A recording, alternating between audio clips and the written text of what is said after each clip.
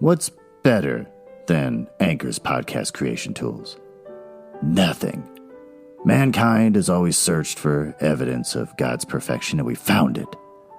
Anchor is the easiest way to make a podcast. Anchor gives you everything you need in one place for free, which you can use straight from your phone or computer. The creation tools allow you to record and edit your podcast so it sounds great. They'll distribute your podcast for you so it can be heard everywhere. Spotify, Apple Podcasts, Google Podcasts, and the lesser of the podcast platforms like Stitcher. You can easily make money from your podcast with no minimum listenership. I've made $5, and I've been doing this for 3 months. So, download the Anchor app or go to anchor.fm to get started. Have the people at work been needling you? Have your children been clawing at you, demanding your attention and food? It's time to go to bed. And it's time to hear a bedtime story here on Bedtime with Glen. Let me whisper a classic fairy tale softly in your ear. As I also give you a content warning. Most fairy tales are horrible, with a lot of murder and other adult things that I don't really want to talk about out loud. But luckily, there's not a lot of swearing. So nuzzle up, bury that head in your little pillow, pull that blanket up to your chin, and enjoy Bedtime with Glen.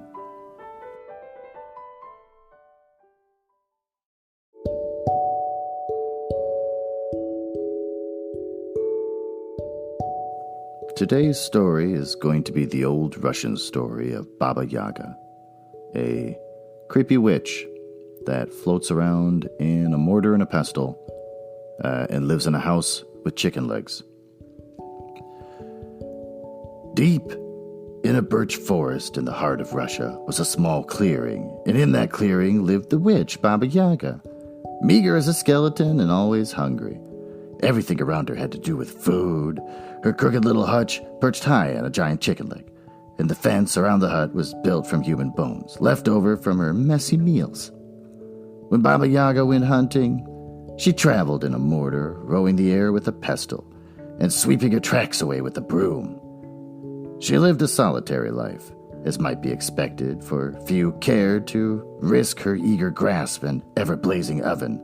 Still, even Baba Yaga had occasional visitors, mostly straying travelers, and some of her visitors lived to tell the tale. One of these was no more than a timid girl. This is how the adventure came about. At the edge of Baba Yaga's forest lived an ugly, evil-tempered woman with her 2 equally ugly, evil-tempered daughters, and, to the woman's chagrin, her one lovely stepdaughter, Vasilisa. Valisia's father was a merchant who had married the woman after his first wife's death, and then, driven no doubt by the tenor of his new spouse's conversation, traveled far away on business, leaving his sweet-natured daughter in her care. The girl's lot was a hard one. Her stepmother banished her to a cold and lonely attic room. Her jealous stepsisters made no secret of their dislike. And what's worse, they used her as a servant.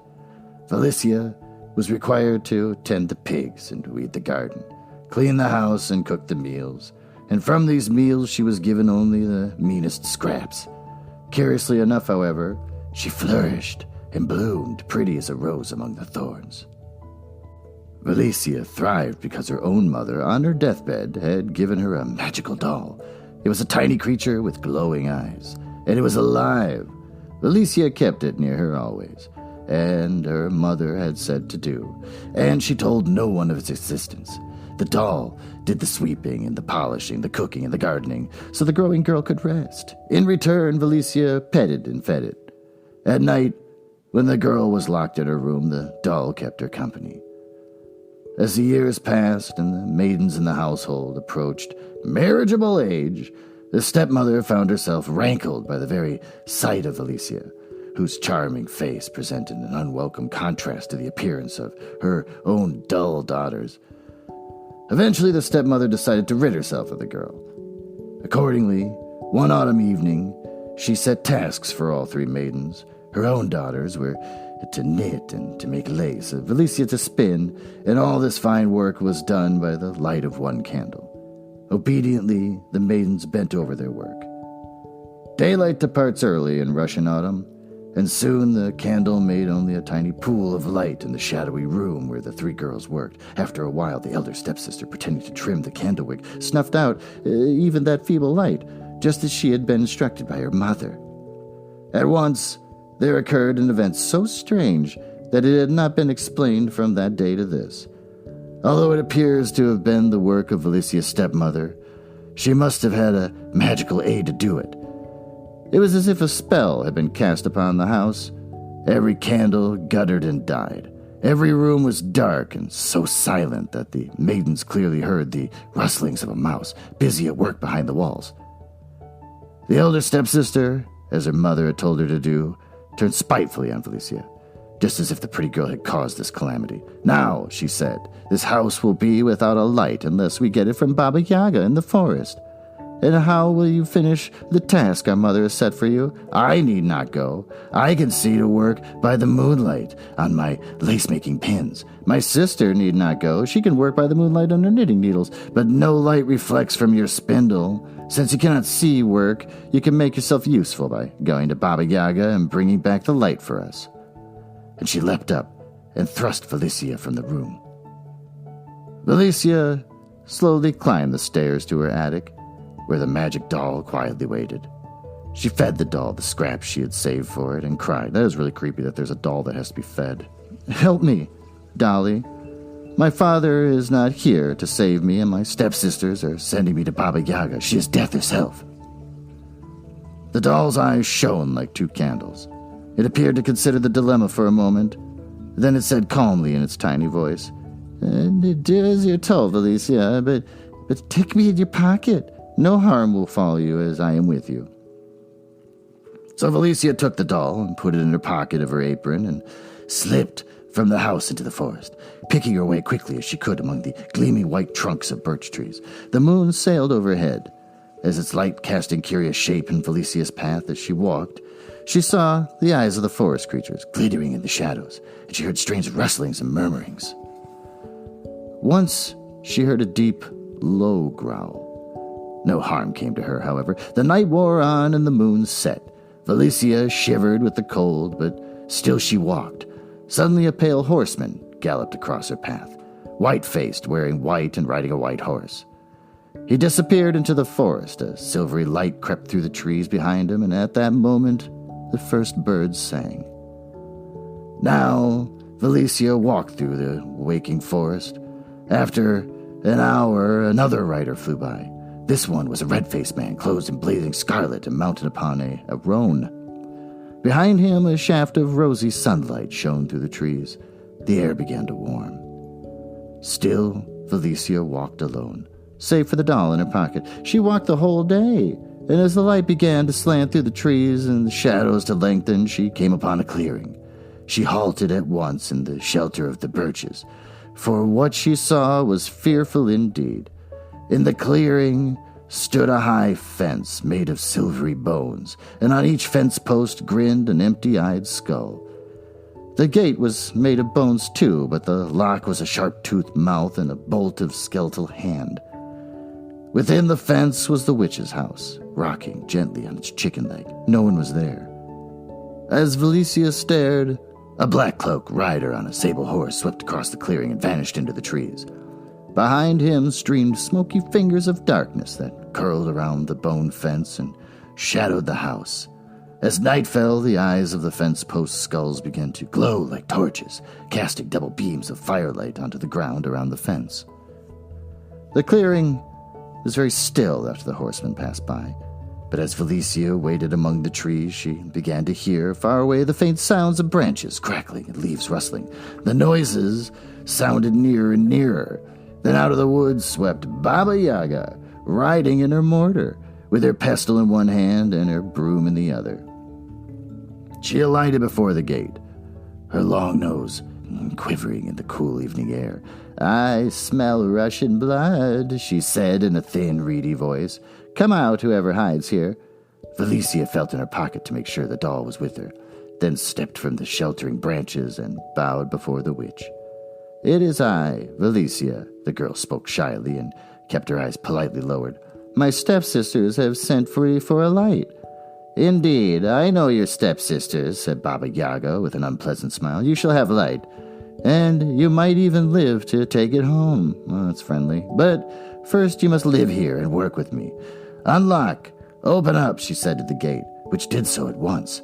Vasilisa followed the witch through the gate, which shut behind her with a rattle of bones and a click of the lock. The mortar, pestle, and broom that the witch had used whisked themselves out of sight, and Vasilisa followed Baba Yaga up a ladder into the hut. Then Baba Yaga threw herself into a chair. Her eyes glittered. "I'm hungry," she said. "Serve me everything you find in the oven." In the oven, Vasilisa found a roast suckling pig, and in the pantry, pickled mushrooms and kasha, salt herring, bliny with butter, borscht, and the little pastries called pierogi, as well as wine. Enough food for at least 10 people. All of it she served to the witch, who ate with gusto, and at length. Finally she wiped her mouth and announced, "Tomorrow I'm going out. In the wooden bin in the yard is a bushel of wheat. Sort it from the chaff. Sweep the yard, clean the hut until not a speck of dirt remains.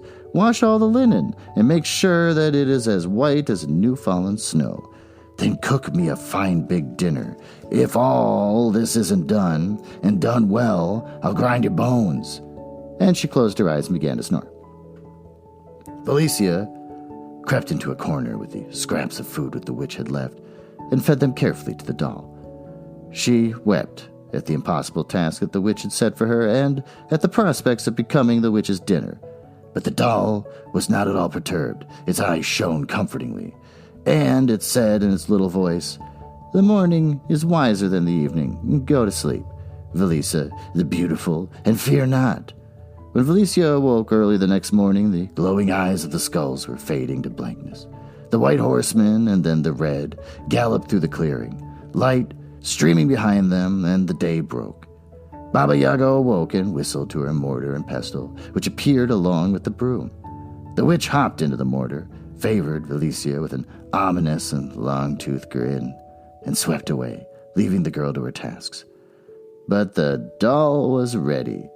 It leapt from Valisia's pocket and washed the clothing, hanging it neatly to dry and whiten in the sunshine. It cleaned the hut, swept the yard, and raked the dirt into neat little patterns. Vasilisa had nothing to do but cook the dinner and examine the witch's hut, which she did with curiosity, admiring the embroideries and chests full of silver, and avoiding mysterious jars and bottles and jugs of strange liquids. As the day drew to a close, the doll settled down into the wheat bin, and with its nimble little fingers winnowed the grain from the chaff. Eventually, the black horseman swept by, the skull's eyes began to gleam, and Vasilisa heard the far-off rustlings that heralded the witch's arrival. Then in came Baba Yaga, looking ravenous. "Everything's done," said the witch. "Yes, indeed," said Vasilisa. Please see for yourself." Baba Yaga marched through the hut to inspect it, growing more morose with each piece of tiddly-folded snowy linen and each neatly scrubbed pot. She clearly was disappointed, but all she said was, "Faithful servants, grind my wheat." At once, 3 pairs of hands appeared, gathered up the wheat, and disappeared again. The evening passed, much as it had done the one before. The witch ate a gargantuan meal, and set the girl another round of tasks for the following day. The worst of which was to separate all the dust particles from the barrel full of poppy seeds. Then, after reminding Vasilisa that failing at any of the tasks would mean death, she arranged for herself a sleep and soon was snoring peacefully away. Trapped in the dreadful hut, within the bony fence, Vasilisa spent a second anxious night, listening to the rumblings of the sleeping Baba Yaga and fearing both the darkness and the coming dawn. In the morning, however, Baba Yaga simply disappeared with her mortar and pestle into the forest as before. The doll set to work to fulfill all the tasks and separate the dust from the poppy seeds. By nightfall, when the black horseman rode by again, the skull's eyes gleamed again, and the witch returned. The seeds were clean. Baba Yaga made no comment to the girl. She only cried, "Faithful servants, grind these seeds and get their oil." And the 3 pairs of hands materialized out of the air as before and disappeared with the pile of poppy seeds. Still, Baba Yaga seemed in a benevolent frame of mind. For her, after her huge dinner, she seemed in need of entertainment. She glanced at Vasilisa and said, "You've certainly been dull and quiet up till now. You may ask a question if you're curious enough and brave enough, and I will warn you in fairness, however, that not every question has the answer you might wish for." Vasilisa gathered her courage and said, "Baba Yaga, I want to ask about the 3 riders I saw on my journey." "It's as well for you that you thought to ask only about things outside this hut," the witch replied with her nasty grin. "I don't like young maidens who pry into my private affairs." "Very well. Here is an answer for you. Those riders are my faithful servants all. The pale man on the pale horse is my daybreak. The red man on the roan is my sun, and the black rider my night." "And now it's my turn," she continued. "How did you manage to do the tasks I set for you?" "By my mother's blessing," replied the little girl timidly. But she need not have been frightened. Baba Yaga had a profound dislike of any blessing. With a snarl, she jumped from her chair and pushed Vasilisa out of the house and through the gate. She snatched a skull from the fence, stuck it on a pole, and thrust it into Valisia's hand. "A little light for your sister," she explained. "Now go away." The journey home was dreadful. Trees clustered in her path as before. She saw glimmerings in the underbrush and heard strange noises. She kept a firm grasp on the pole that bore the skull, however, and its eyes gleamed steadily, lighting Valisia's way for her. The skull itself made not a sound. When day broke, the eyes faded into emptiness. Vasilisa walked on through the forest until dusk, when at last she found herself at her stepmother's house. The house was dark. Not a light shone from any of the windows. Still, it was just twilight, and not the same time to light the candles. Thinking that her stepmother and sisters would have no use for it, Vasilisa made to throw a skull away. A deep voice from within stopped her. "Do not cast me away," said the skull. "I am meant for your stepsister, your mother. You must take me to him." So Vasilisa pushed open the door of the house and went inside, bearing the skull. To her surprise, the 3 women within greeted her with pleasure. The first welcome she had ever had in that house. The reason for the unusual courtesy, it turned out, was the thing that happened in Valisia's absence. If the stepmother had indeed used magic to douse her household light, she had gotten more than she bargained for no light at all could be made in that house. Even torches borrowed from neighbors guttered and died as soon as they were carried across the threshold. The women turned eagerly to the skull, whose eyes had begun to glow. The gaze of those eyes, for the gaze it now seemed, fell on the stepmother, who gave a cry and jumped aside. At once the light in the skull's eyes flared greedily. Of its own accord, the creature's head turned so that it again looked upon the stepmother. In a moment, she was enveloped in flame, and in another, entirely consumed. The eyes sought each of the stepsisters and returned and burned them to ashes. When the light within the skull faded, the room was quiet. Let alone with the magical doll in the skull, Vasilisa waited out the night, pondering what to do next. She could not stay on alone in this unhappy house on the edge of Baba Yaga's forest. She decided to seek protection until her father should return from his travels and claim her for his own once more. In the morning, therefore, she carefully buried the skull in the earth, gathered her clothing into a bundle, and locked up the house. Then Vasilisa tucked her faithful doll into her pocket of her apron and walked to the nearest village. There she met an old woman, so gentle and so kindly looking that Vasilisa found the courage to tell her the tale. This woman, being childless and moreover charmed by the girl's beauty and sad story, took Vasilisa in to live in her little cottage. The old woman treated Vasilisa kindly, so kindly in fact that the girl found time hanging heavy on her hands. She asked the woman for flax to spin, and when she had it, set to work. Valisia's spinning was faster than lightning, and the thread spun was silky as her own hair. It was so very fine that no loom delicate enough for weaving it could be found, and no one in the village was skilled enough to make one. No one, that is, except the doll, who one night, while Vasilisa slept, made a loom from an old comb, a shuttle, and the hairs from a horse's mane. Vasilisa was delighted, and by the end of the winter had finished weaving her linen. It was so fine a fabric that it could be passed through the eye of a needle, and with the old woman's help, Vasilisa bleached it to perfect whiteness. "Sell this linen," said Vasilisa to her protectress, "and keep the money for yourself. It seems only a fair payment for your kindness to me." But that good soul had better ideas. The linen, she thought, was too fine for anyone but the Tsar, and she set out for his palace, bearing the treasure. She arrived in short order and found the palace courtyard crowded with courtiers.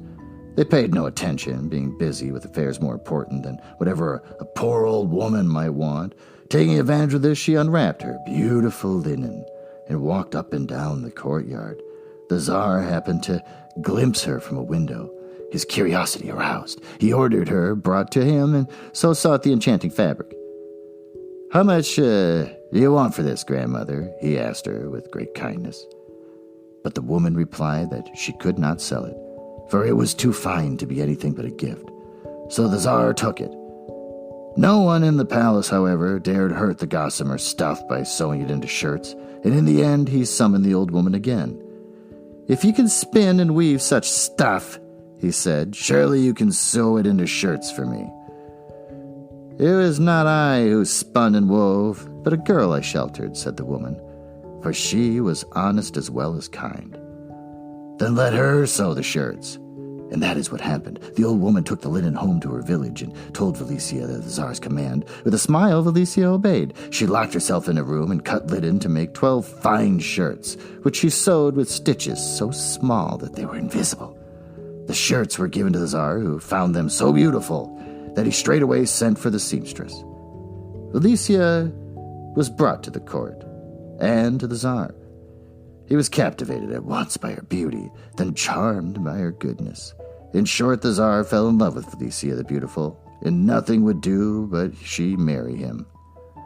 She did that very happily, of course, and all her trials were over for good. And she had an imperial palace to live in, 100 servants to do her bidding, and the Tsar, all of Russia to love her.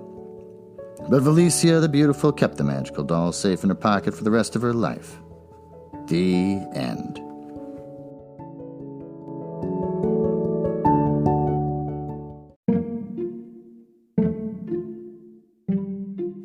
And that was the story of Baba Yaga to help you drift gently to sleep.